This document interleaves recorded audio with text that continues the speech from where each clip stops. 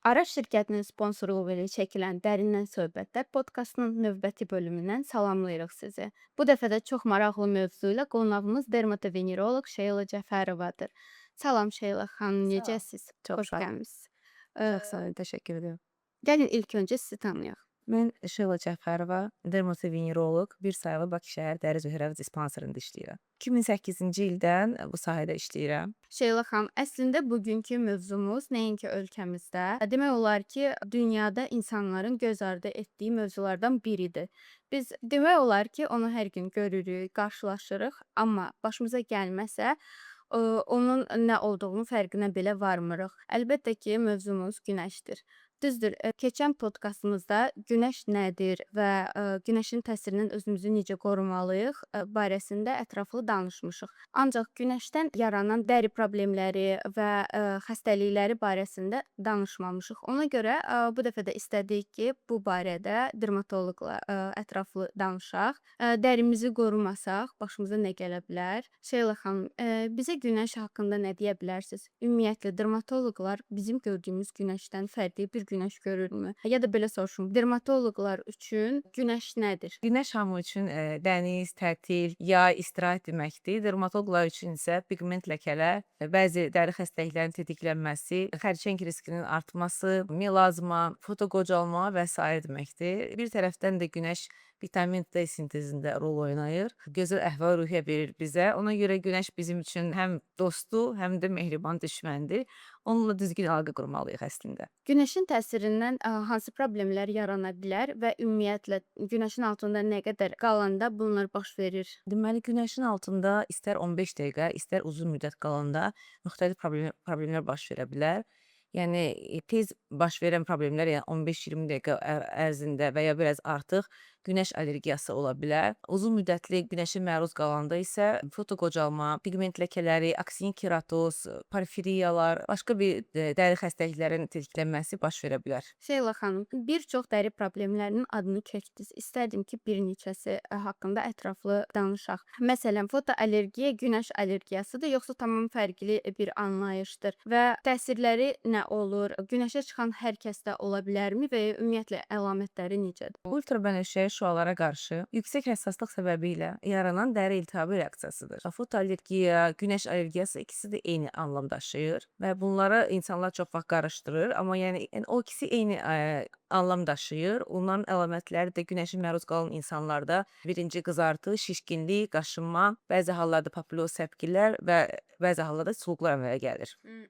Bəs günəş allergiyası dərhal görünür, yoxsa bir neçə müddət sonra büruzə olur? Bu individual bir xarakter daşıyır. Elə insanlar var ki, dərhal 15 dəqiqə ərzində özünü biruzə verir. Elə insanlar da var ki, günəşə məruz qaldıqdan sonra axşamı ya da səhərsi gün biruzə verə bilər və bu hallarda insanlar səhv salırlar ki, bu allergiya günəşə qarşıdır yoxsa yox. Yəni insanlar düşünmürlər ki, mən dünən günəşdə olmuşam, bu gün səhər mən niyə qızarmışam, qaşınıram. Bəs hər hansısa kosmetik vasitə günəş allergiyası tətikləyə bilər? Məsələn, günəşdən qoruyan hər hansısa bir krem, dərman və yaxud da ətir. Bəli, bəzi kosmetik vasitələr, efir yağları, turşular, tərkibində turşu olan kosmetik vasitələr, bəzi dərman preparatları, sulfanilamidlər, antibiotiklər, bəzi ağrı kəsicilər, eləcə də retinoidlər hamısı günəş tetikləyə bilərlər və bunlar hamısı fotosensibilizator kimi gedirlər. Və bunlar hamısı fotosensibilizator sayılır, yəni ki, günəşə qarşı həssaslığı artırır. Şeyla xanım, günəş allergiyasını günəş yanığı ilə çoxluqda səhv salırlar. Bəs bunların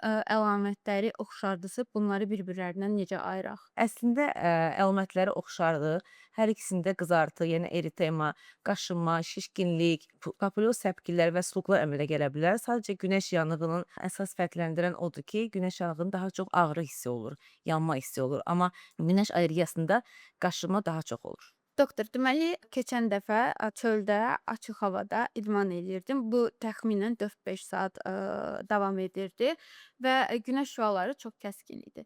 Evə gələndə gördüm ki, qollarım, boynum qıpqırmızıdır. Ağrı yoxdur, amma qızartı var və bu bir neçə gün davam elədi. Bu günəş yanığıdır və ümumiyyətlə günəş yanığını necə tərif edə bilərsiniz? Əslində bu da özü bir günəş yanığıdır. Sadəcə yüngül formada olur. Günəş yanığı ilk öncə qızartı, yəni eritema, ağrı, qaşınma, şişkinlik, Bəzi hallarda isə insanlarda ürək bulanma, qusma, hərarət baş verir. Belə hallarda dərhal həkimə müraciət etmək lazımdır.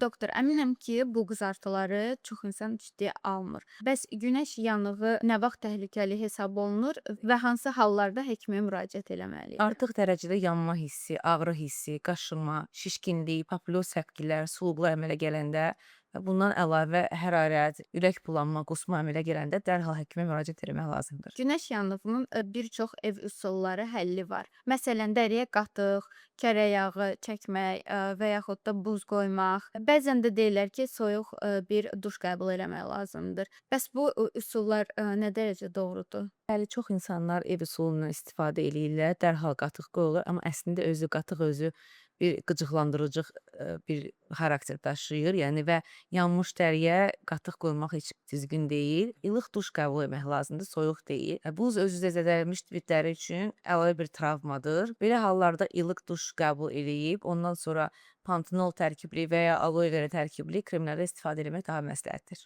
Uşaqlıqda alınan günəş yanığı ilə yetkinlik yaşda alınan yanığın fərqi var və ümumiyyətlə hansı daha risklidir? Bu günəş yanığı qalıcı problemdir, yoxsa gələcəkdə bu artıq keçib gedir və heç bir iz saxlamır? Əlbəttə ki, uşaqlıqda alınan günəş yanığı, yəni uşaqların dəriləri çox nazik və həssasdır, daha risklidir.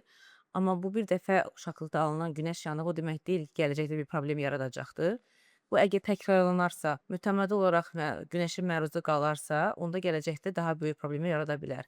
Məsələn, bu istər melanoma riskinin artması, istərsə də gələcəkdə fotoyaşlama müşahidə olması. Bunların hamısı əlbəttə ki, uşaqlıq vaxtından mütəmadi olaraq günəşə məruz qalanda daha tez özünü büruzə verə bilər. Əslində keçən bölümdə melanoma haqqında ətraflı müzakirə eləmişik. Ona görə bu dəfə o haqqda çox toxunmaq istəmirik. Sadəcə qısaca soruşmaq istəyirəm ki, günəş yanığı doğrudan da dəri xərçənginə, yəni melanomaya əsas faktor kimi götürülə bilər. Əslində günəş yanığı əsas faktorlardan biri ola bilər. Amma o demək deyil ki, insan bir dəfə günəşə məruz qaldı, bir dəfə yanıq əmələ gəldi və sən gələcəkdə melanoma olasan. Melanomanın yaranma faktorları çoxdur. Bunlardan ən əsası günəş şüalarıdır. Burada irsi meyillilik, yəni genetik faktorlar çox böyük rol oynayır. Burada bəzi hormonal dəyişikliklər rol oynayır. Burada immun sistem də çox böyük bir rol oynayır. Ona görə də yəni mən bu gün günəşdən yandım, o demək deyil ki, mən 5 il, 10 il sonra melanoma məndə əmələ gələcək.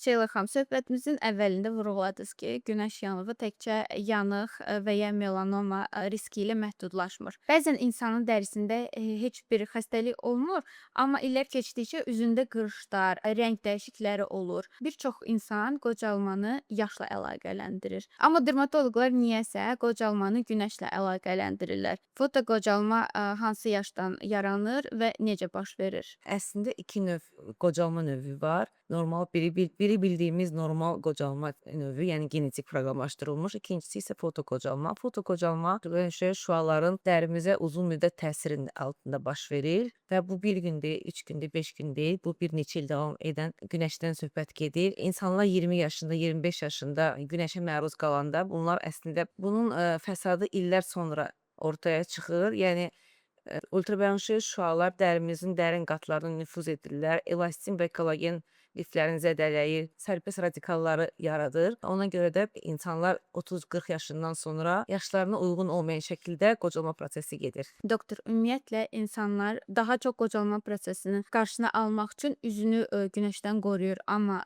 dekolte, qollar, əllər yaddan çıxır. Bəs üzdən başqa hansı nahiyələr daha çox zərər görür? Bəzi insanlar heç SPF istifadə etmirlər. İstifadə edən insanlar da ki, sırf yalnız üzünə SPF istifadə edirlər. Bu vaxt boğaz, əllər, sinə, dekolte hamısı yaddan çıxır. Eləcə də günəşə məruz qalan sahələrdən biri də qulaqlardır. Seyrək saçlı insanlarda baş dərisidir və ya maşın sürən insanlarda sol qoldur. Yəni ki, günəşə həmişə məruz qalır və özünüz də görə bilərsiniz ki, o insanlarda qollarında xırda-xırda günəş ləkəsi əmələ gəlir. Yəni bütün açıq sahələr, günəşə məruz qalan açıq sahələrə SPF istifadə etmək lazım mütləq. Eləcə də dodaqlara da SPF çəkmək mütləqdir, amma dodaqların özünə uyğun SPF-i var. Bahalı kremlər, serumlar və lazer prosedurları fotoqocalmanın qarşısını ala bilər.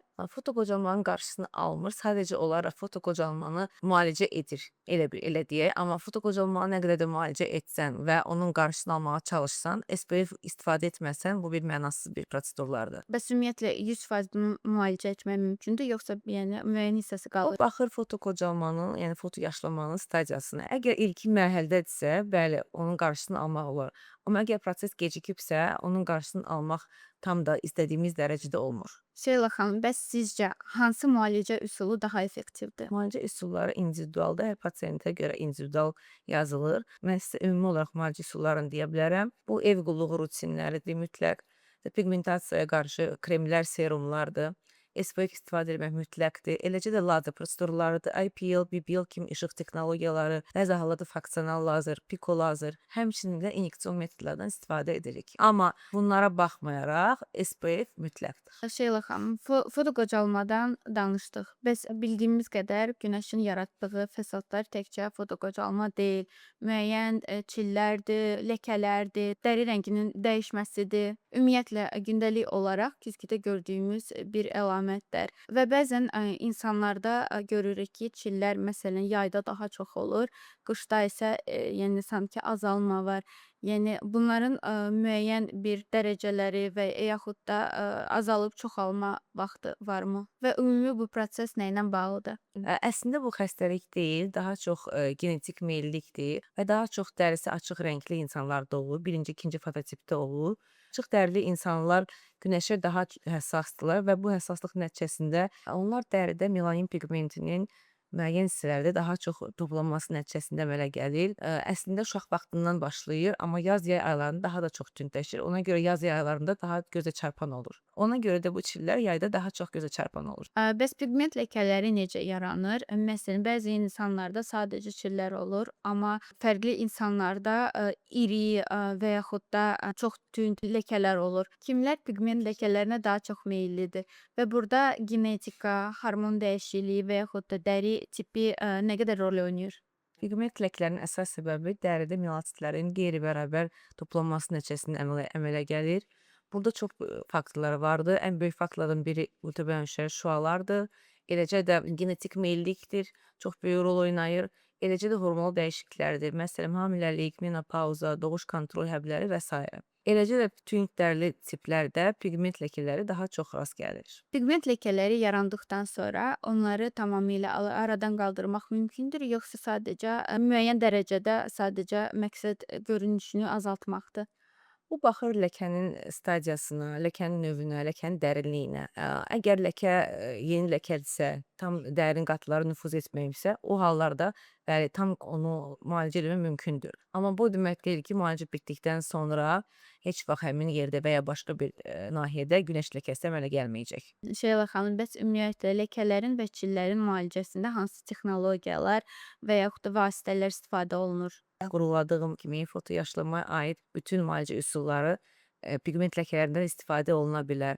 İstər ev qulluğu, istər mezoterapiyalar, istər lazer prosedurları və yenə də ilk növbədə ən başda bizdə SPF gedir. Ümumiyyətlə mağazalarda və yaxud da hər hansısa reklamlarda gördüyümüz ağardıcı hər hansısa serumlar və yaxud da kosmetik vasitələr ləkələri tamamilə aradan qaldırır. Bəzi hallarda biz sırf ev rutini təyin edirik, bəzi hallarda lazer prosedurları əlavə edirik. Yəni bu pigment ləkənin növündən, dərinliyindən, böyüklüyündən asılıdır, amma sırf tək bir krem və kremlərin tərkibindən asılıdır. Əksər hallarda tək bir kremlə pigment ləkələri müalicə etmək mümkün olmur. Necə edək ki, gələcəkdə həm qırışlardan, həm pigment ləkələrdən dərimizi qoruyaq? İndiki dövrdə apteklərdə və kosmetik mağazinlərdə çoxlu vasitələr vardır və insanlar onu bilmədən alıb istifadə edirlər və beləcə də başqa bir fəsadları gətirib çıxardır. Və buna görə daha düzgün olar ki, dermatoloqa müraciət etsinlər. Dermatoloq onların